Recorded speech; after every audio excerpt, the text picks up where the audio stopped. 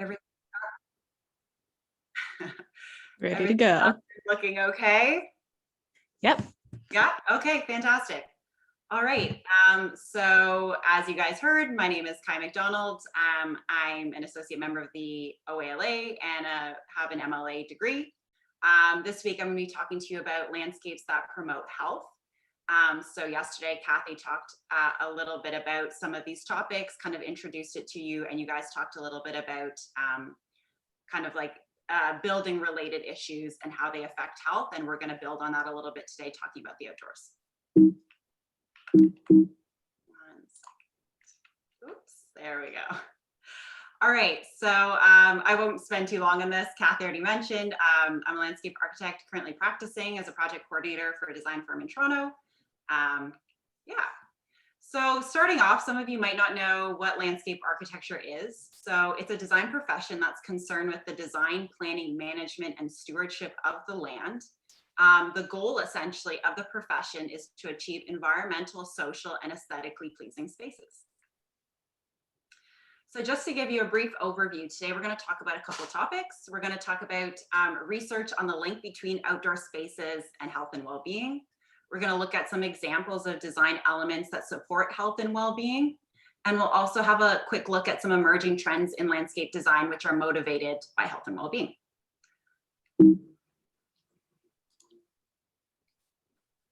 All right, so I want to start us off with a question. So obviously we're kind of have just gone through a really kind of unprecedented time, unprecedented year.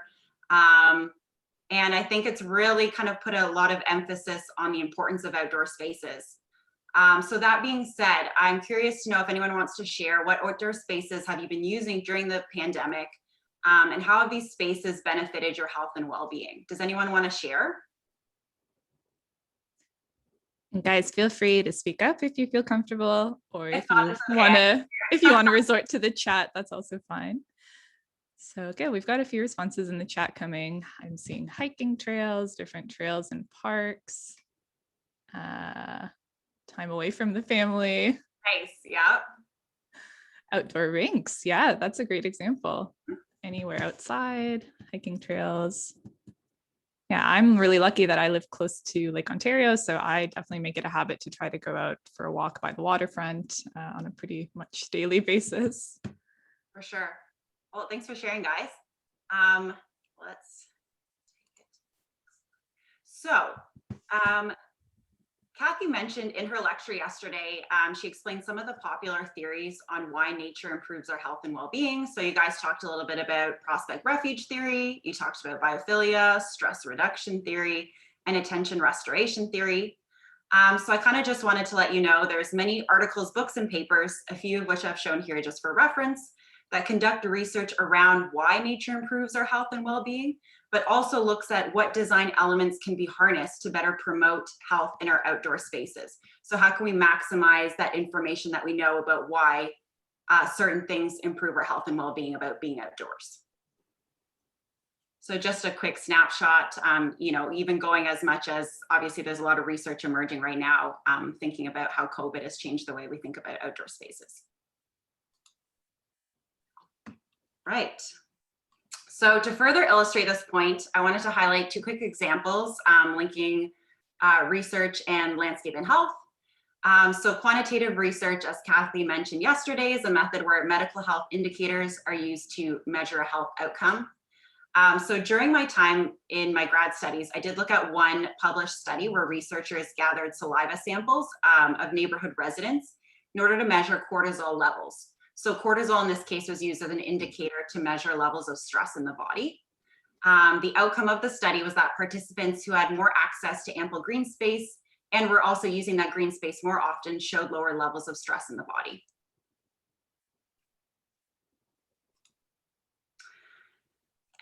So qualitative methodologies are related to personal experiences, firsthand accounts. My qualitative example is one that comes from my current office. So we do a lot of work with the Toronto Community Housing Corporation. It's a social housing provider in Canada. We're happy to see that many of our projects often produce a positive change in the communities that we work in. So one such example is a project in Toronto's downtown East End. So this neighborhood complex received a major, quite a few different landscape upgrades. And the outcome of this work was that tenants were using the outdoor spaces more. There was a greater sense of pride in the community, and there was an increase in mood noticed in the students who would commute to the school across the street. So just to give you a bit of an idea of what the before and after looked like for this particular neighborhood.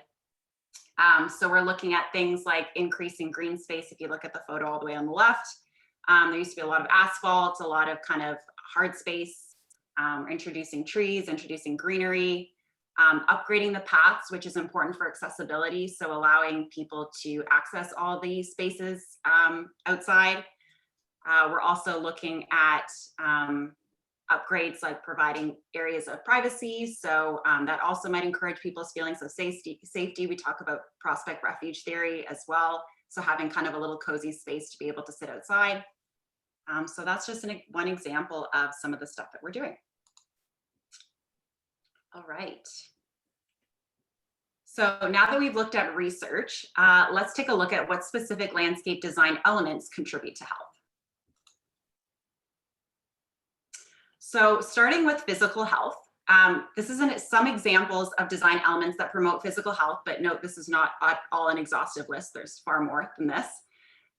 One example is how planting and preserving existing trees allows us to access the benefits of shade. It lowers levels of stress and even contributes to food security. So having accessible design, as I had mentioned in the previous slide, so that's either ramps, certain types of walkway treatments, accessible playground elements. This allows people with varying abilities to get out of their homes and access green space for exercise and leisure. Things like hiking, cycling, and walking paths, which are a lot of the examples that you guys mentioned when we chatted about what you've been doing during the pandemic. So that encourages encourages like active transportation. It contributes to a healthy lifestyle, allows you to get physically active. It provides an alternative choice to driving. So the provision of sports fields, that one's a pretty obvious one, or open space for informal play. It allows for the opportunity to engage in physical activity as well. Similar to that point, the provision of play equipment for kids, or even adult exercise equipment, which you guys have maybe seen outdoors in some parks, oftentimes provides even free opportunities and spaces to be physically active. So we're talking also about equity issues as well. Similar to that, then we've got amenities such as water fountains and benches that allow for things like hydration, rest, that sort of stuff that all supports our physical health. And the last one is a bit of a funny one, but climate change mitigation design elements also protect us from the harmful physical effects of climate change. So things like hotter temperatures, droughts, flooding. So all that does have a direct impact on our physical health. So some examples of climate change mitigation design elements are things like selecting native plants and water efficient plants that require less watering and less stress on our water resources.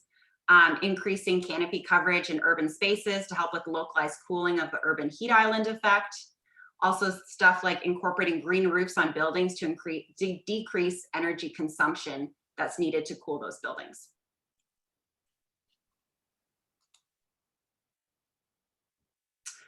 So moving on to mental health. So we've got the creation of therapeutic gardens, and these often provide respite for people dealing with stress or mental health challenges. By providing spaces for community gardens, we're offering people the opportunity to work with living organisms, living plants, grow and produce their own food. And engaging in gardening has often been shown to be mentally therapeutic, and it's even used sometimes as a treatment for those healing with addiction. Creating quiet spaces to relax allows us to calm our nervous system. I think we all have experienced that one.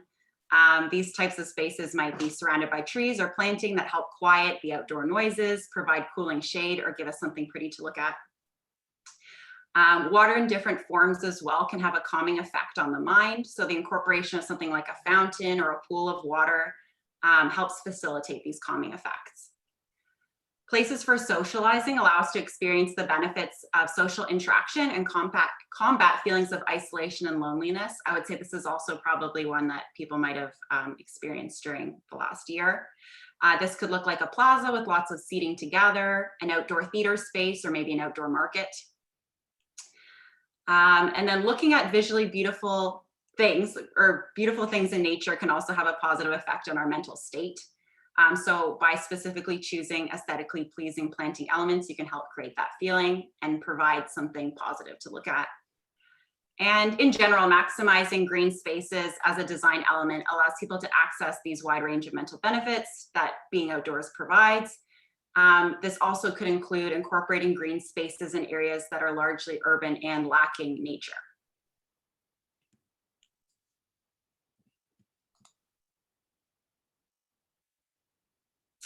All right, so lastly, some examples of design elements that promote emotional, spiritual, and communal health are as follows.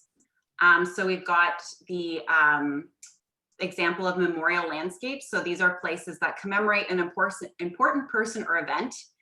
They allow us to engage in reverence for these people or events and connect emotionally to them. So some examples of memorial landscapes would be something like a war memorial garden or even a cemetery. Monuments or markers in a similar vein to certain people or events provide the same type of reverence and connect us to kind of our greater sense of humanity. Community-focused design is a process through which community members are involved in decision-making within their local spaces. So engaging in this method of design creates spaces that are more meaningful, place-based, and foster a sense of community. Spaces for gathering like pavilions, picnic areas, and plazas allow us to connect to our communities and give us spaces to gather. We talked about this in the previous slide as well. Healing gardens, as also mentioned previously, provide emotional and spiritual benefits that can foster feelings of respite and promote meditation and contemplation. And then design elements that allow for stewardship opportunities create connections between people and the earth and their local communities. So some examples of stewardship programming could look like setting up a local cleanup group, community gardens, as mentioned, or like a Friends of Park group.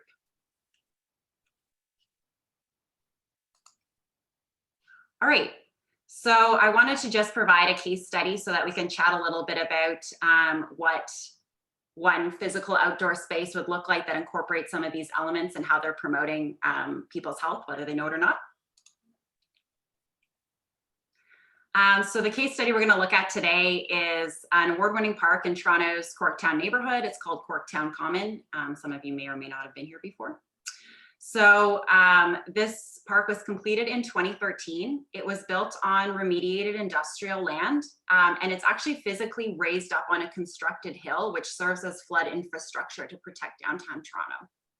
The park features elements like playgrounds, sports fields, a splash pad, native plant communities, and an urban marsh.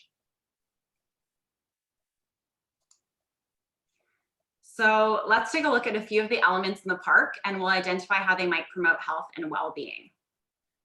So looking first at the dog run area or a dog off-leash area, I'm going to turn this question to you guys. How might this area promote physical and communal health? Does anyone have any thoughts? Maybe those of you with a dog might be more experienced to answer a question like this. So Cassandra says socializing. Yep, for sure. Encouraging people to go for a walk, getting exercise, Definitely. pet social opportunities, allowing people to interact with the open spaces. For sure. Yeah, these are all great, guys. That's exactly it. You guys got it. So next, looking at the urban marsh area, how might this area promote physical and mental health? So we're looking at a marsh. It's somewhere that's got bodies of water. It's kind of creating this environmental oasis. Any ideas on how this space might support our physical and mental health? Cassandra says reduces stress. It can be relaxing mentally to see the water, says Fiona. Yeah. Elisa says bird watching. Oh, wow. I'm getting so many chats here. Looking at water calms us. Yes. Calming effects, says Sarah. I think I got most of these answers. Great.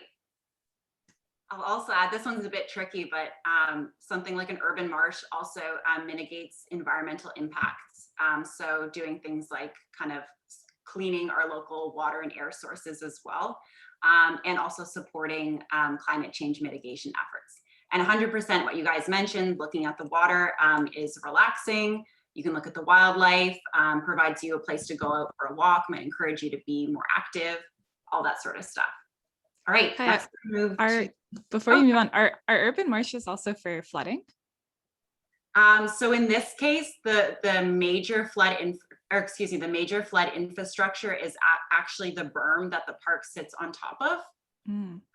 But in this case, like the park is situated on, like mentioned, remediated land. So it's actually like a quite environmentally toxic area. So something like an urban marsh, it's been used in other places like Evergreen's Brickworks as well.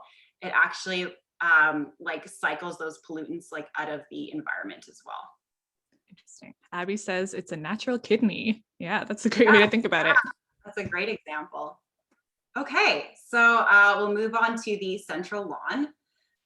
So how might having this kind of central lawn open space promote physical, mental, and emotional and communal health? So there's actually quite a few benefits that can be had from having just open green space. Any ideas?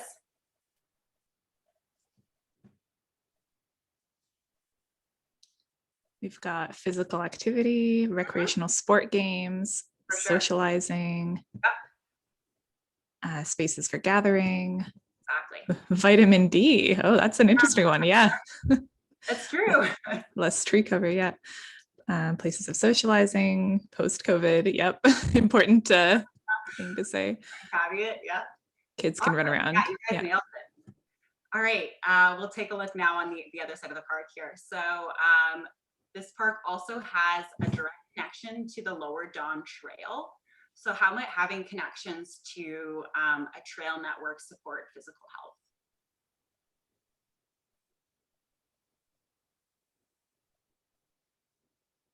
I can answer that one if you guys would like. So I mean, I think that one's pretty self-explanatory.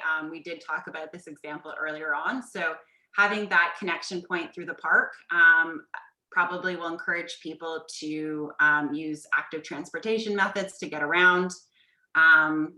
Yeah, that's kind of one of the main benefits of having like a trail network. All right, so let's take a look at the pavilion. So how might having a kind of pavilion space or like a covered, I don't want to give away too much, a covered space promote physical and communal health? Any ideas?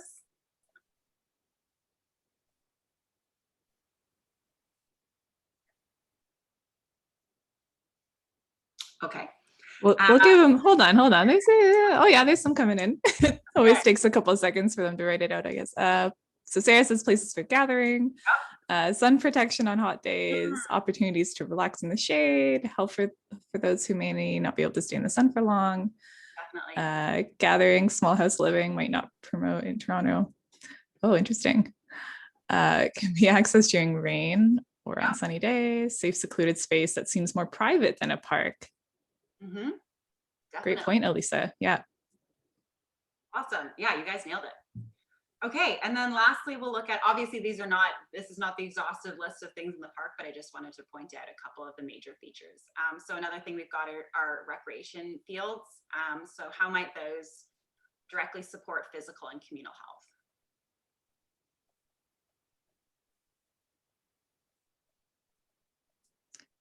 Elisa says sports teams, place for exercise, great for sport gatherings. Yep. Definitely. More socialization. Yes, for sure. Awesome. Yeah, you guys got it. Fantastic. So that was my example. And just to get us thinking a little bit about, we talked about these elements, and I think it might even be a neat exercise next time that you're out in a park or an outdoor space to think about what elements that are there are directly impacting certain levels of your health and well-being. All right, so I wanted to mention a couple trends that we're looking at in design these days. And interestingly enough, trends in public health do trickle down and influence trends in landscape design. So some of the current trends that we're looking at these days are one, a return to natural playground design. So this is based on research that around the coined term nature deficit disorder. You guys have maybe heard that. and around theories that informal play increases imagination in children, and also that risk play is important for cognitive and social development in children. So another trend is physically distanced design. I think this one has probably garnered a lot of attention recently. So COVID and our emphasis on controlling infectious diseases has led to changes in how we physically structure our spaces. Many of you have probably seen these infamous social distancing circles in parks last summer. So another example is the emergence of more compartmentalized spaces. So personally, working on designs for things like condos and condo amenity spaces, there's definitely a push to create these more almost compartmentalized spaces within a larger space to allow for more physical separation between groups of people. So it's definitely starting to shift the trend of landscape design, 100%. And so another trend is the creation of things like pop-up parks. So you guys might have seen these. They're often found in urban areas and places like parking lots, strip mall plazas, or along roadsides even. So these pop-up parks, they look to bring green space and amenities to areas that are often highly urbanized or underserved for green space and access to nature. So as we're kind of looking more and more at the importance of and realizing the importance of having nature and green spaces in our urban environments, we're looking at ways to kind of bring that back in kind of interesting and innovative ways. All right. Does anyone have any questions? That's it for the topic today. I want to thank you guys for your participation, your attention. If you have any questions, let's chat. I'll open the floor. I do see someone has put a raised hand emoji. So go ahead if you have a question. Feel free to just kind of jump in. We don't have to moderate this too much. Thanks for coming today. I think this is really interesting. I had a question. When you were talking about the park, you talked about how it's on like toxic land, or and how the park is filtering and someone said like a kidney sort of function. I was just wondering like how you determine what land could go through that process to sort of be revitalized, and what land we sometimes see like being cordoned off like and can't be used for parks or to build on again because it's like too far gone sort of. For sure. That's a great question. Thanks, Sydney. So oftentimes, you guys have maybe heard of the term of bioremediation or phytoremediation. So essentially what that is that there's certain types of living plant material that have the ability to take toxins out of the soil. And essentially when something's undergoing a bioremediation process, it's often happening in steps. So certainly it wasn't just one day that, this place was a formal industrial site. They didn't just like come in and build the park right on top of the existing conditions as they were. It oftentimes is a process that takes a couple of years. Another great example is the brickworks. So that used to be at like a highly toxic former quarry site, so like a mine. And they also underwent various stages of bioremediation and now created this naturalized wetland, this total oasis in the city. So it is a process in terms of what types of spaces can undergo this process. I've actually seen quite a few types of like heavily contaminated sites be able to undergo this type of process. So it is something that's actually looked at quite often as a solution. It's not by any means the only solution. It often goes hand in hand with other types of kind of remediation or toxic cleanup measures. I'm not sure if does that answer your question a little bit or? Yeah, it does. Thank you. Okay, cool. Great. So we've got a couple more questions in the chat, so I can read that out. So Cassandra asked, I think your job seems really interesting. So I was wondering what your academic path looked like. 100%. Thanks for asking. To be totally honest, I had no idea this profession existed until after my undergrad.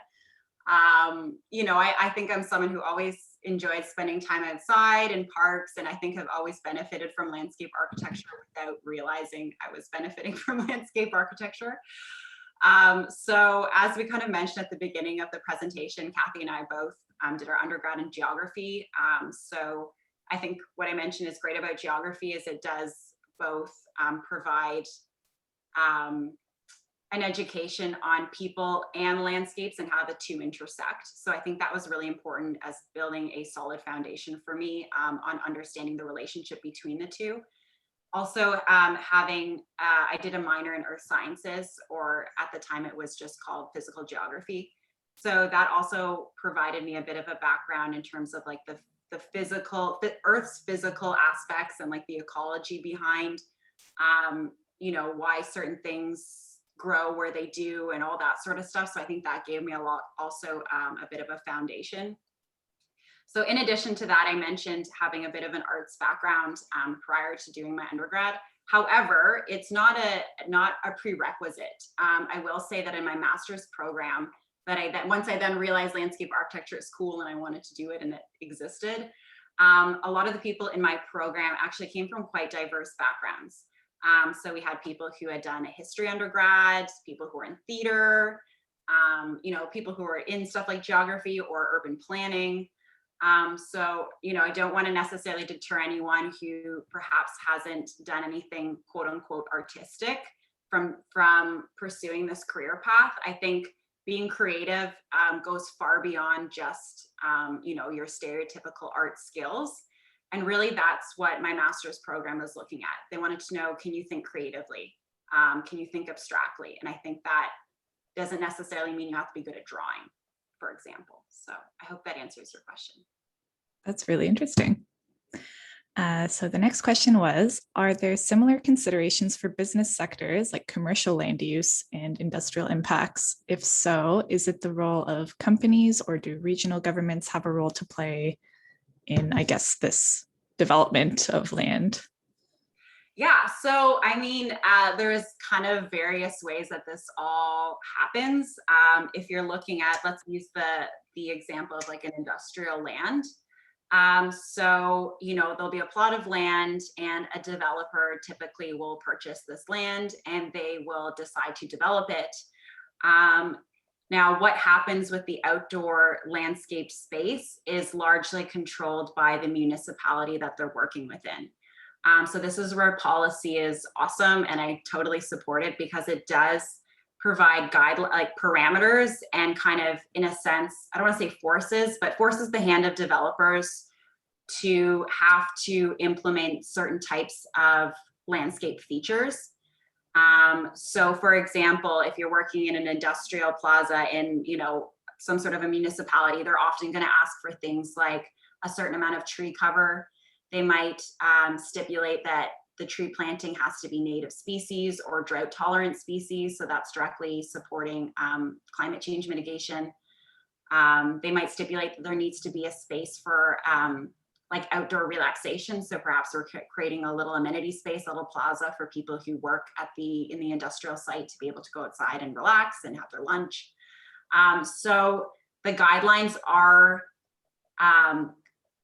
or the design is guided by things that are put in place by the municipalities that you're working within. Sometimes the developer might offer to do something or have a specific vision in mind, but really at the end of the day, in order for them to receive their site plan approvals, in order to build what they are suggesting to build, they do need to check a number of boxes that the municipality sets out that kind of are looking out for the environment's best interest or people's best interest. Great. And we have a question pretty much related to that. So Lamisa asked, what is the process of building these landscapes? Is there usually a consultation with the community that happens before a project? So it depends. If you're working in public space, yes, there is going to be some level of consultation. So again, this is tied directly to the municipality that you're working within. I can give this example. So I'm actually working on something with the city of Hamilton right now.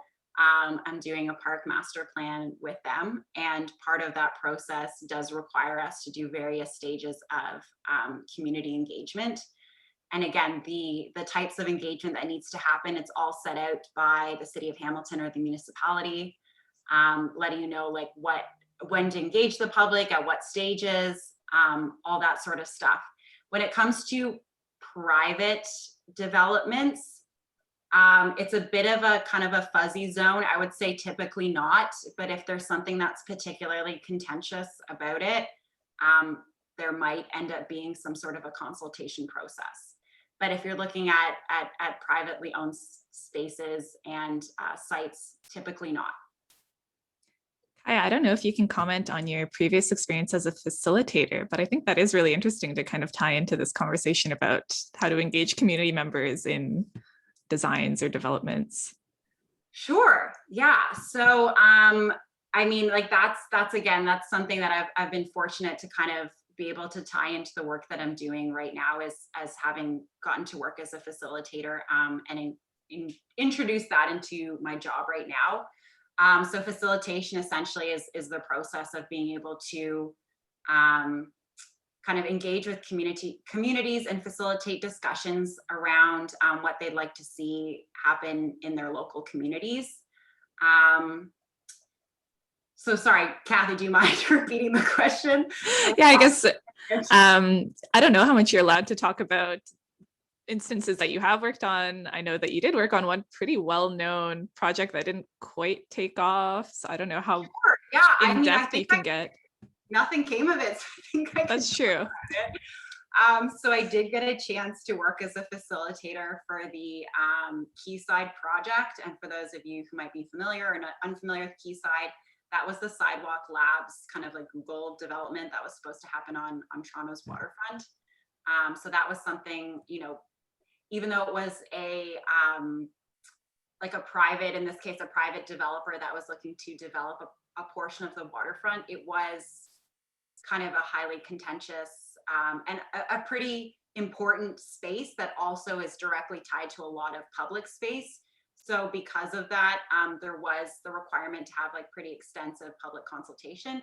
And in this case, the client, who was Sidewalk Labs, was also, they were interested in engaging the public at every stage of the design kind of conceptualization. I don't know if there's any questions about facilitation specifically, but I'll just put it out there. I have had a chance to do some of that stuff. It definitely adds an extra layer to have had that experience. And it's really neat. I can talk about right now the Hamilton project that I'm doing.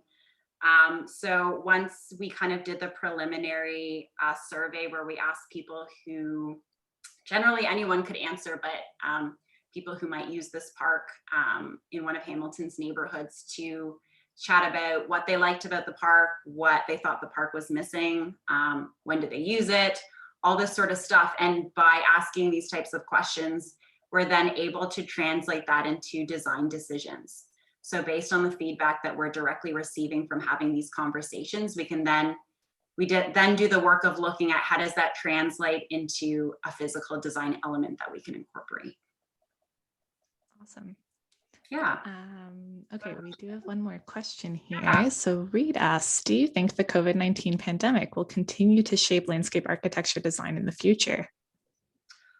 I would say, based on what I'm seeing and what our kind of professional associations have been chatting about, yes.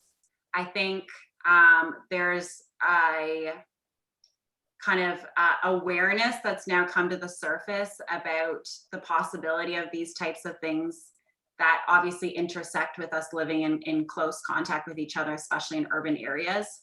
I do imagine that moving forward, and just from conversations that we've had within our profession, that this will continue to shape the way that we design. I think I mentioned that example of how when I personally am now working on amenity spaces for things like condos, for example, it is like the preference of the client to have these almost like segregated spaces where, so you might have like a giant kind of like rooftop, for example, but then you'll have like little pods of seating. So it's not all clustered together, but you can allow some physical distancing between groups of people. And there's other types of design elements that are being incorporated now as well. There's even, I've seen different providers of like landscape furniture introduce like screens that you can use to partition certain spaces. So you guys have seen screens in like grocery stores where, well, there's also kind of these companies that are recognizing these trends and now creating like decorative screens and like maybe using those more often as well.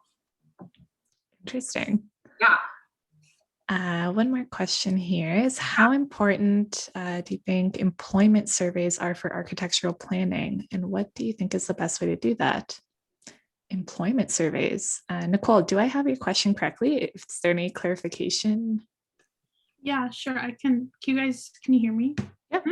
Yeah, what I mean by that is like maybe going to like business sectors or commercial sectors and like interacting with the people that work there to like see if the design is benefiting them and their health, and if like they think that anything needs to be changed. Okay, so sorry. So with that in mind, Kathy, do you mind reading out the question to me again? Yeah, so she had asked, how important do you think employment surveys? So I guess employment surveys there is specifically referring to the workers. For sure. In a given area. I think personally, this is somewhere that I wish it's tricky, because there's a lot that goes into planning a space before people actually use it. So there's not a lot, unfortunately, that happens after the fact. So let's just say, yeah, you've built a commercial plaza and everybody who's an employee has like come to the stores that have opened and they're working there. After the fact, there's often not changes that are happening. I mean, at that point, it's really in the hands of the developer of the property to implement more things. At that point, we don't really play a role, and the municipality doesn't really play a role anymore. It then becomes the responsibility of the private sector owner. But in terms of importance, I think this is where research plays a huge role. So if we're having a better understanding from the get-go of how certain elements are promoting health for people who are like employees or tenants of certain areas, and engaging with whoever it would be, if we have the opportunity to engage, because we don't always do, depends on the type of project. I think the research and engagement really ideally are going to drive and try to incorporate as much as possible from the upfront get-go to be able to support the people that are eventually going to come in and use those spaces. Yeah, sorry, I don't know if that fully answers your question, but it is unfortunate that after the fact, after something's done, it's not always like within our hands or the municipality's hands to change anything. It then becomes kind of like an afterthought discussion, but that's why it's so important for us to try to get it right from the get-go. Yeah, that's a tricky thing, right? Because workers are often employed once everything's built, then the workers come and work for those spaces. So it's hard to get that engagement. You have to anticipate to a certain extent, and that's where like having previous experience and or research, or having worked on a project, for example, and then being able to visit it and see how the site's being used. So that's where personal experience also comes in, right? You can say, you know, I visited this site a year after it was built and people were using this, or they weren't using this, or it looked like they could use more of this, that sort of stuff. Well, related to personal experience, Fiona has asked, what has been your favorite project that you've worked on? Ooh, favorite. If you're allowed to divulge. Favorite project. Oh, that's a great question. I will say that I've really enjoyed working on the master plan project that I'm working on right now with the city of Hamilton. I can actually just change the slide because I was going to put it up for you guys in case you happen to live in that neighborhood and wanted to keep up to date on what was happening. It's Southern Park. So if anyone happens to live or visit Southern Park, you can totally keep up to date on this project on the City of Hamilton and Engage Hamilton website. We're in the process, side note, of developing some of the designs concepts for this, and we're going to be opening up feedback to people talking about what they might like or not like to see based on our concepts we come up with. But part of the reason that this is probably one of my favorite projects I've gotten to work on so far is the fact that I've really gotten a chance to dig into some of the history surrounding this project as well. I think that's what's kind of unique about some special public spaces, is that they often are public spaces because they're sites of something maybe important that used to be there. So in this case, I've gotten to kind of delve into the history of the site, which has been really interesting for me. I like history. And then it's really cool creatively to think about how do we translate that, the history and the context of the site and the neighborhood, into design elements that are kind of like modern and functional? And so there's kind of this problem solving that gets to come into play. It's a bit unique for something like a public park with a historic background, so that's probably why I've enjoyed working on it. I won't say this is not my typical work. I think in the sector that I'm working in, so I work in the private sector, majority of the projects I work on are private developments, so condos, commercial plazas, industrial areas, not often public parks, but when I do get to work on public parks, it's probably my favorite part. Great. Abby says that she lives right by there. So Abby, maybe you want to awesome. link into this. Yeah, for sure. You know, if you want to stay up to date on what's happening and have your say, please do. Great. Okay. If there are any last minute questions, you know, speak now or forever hold your peace, I guess. Otherwise, I want to thank you again, Kaja, so much for the opportunity to share with us your work and all these awesome examples that you've provided. Hopefully it will inspire everybody because of course we did present this week's lectures with assignment 2 in mind. So again, hopefully you'll keep in mind some of the theories and things that we've been talking about yesterday, as well as Kaja's talk today, and hopefully you'll find them really helpful as you start to think about your second assignment. And I do also, while I have your attention, want to raise the issue that we still need a volunteer note taker for this course. I'm not sure what happened to the original note taker, but it appears as though we need another one. So please, if you do know that you attend the lectures pretty regularly and you're keeping up to speed with your own notes, then maybe consider volunteering for those who are in need of a note taker.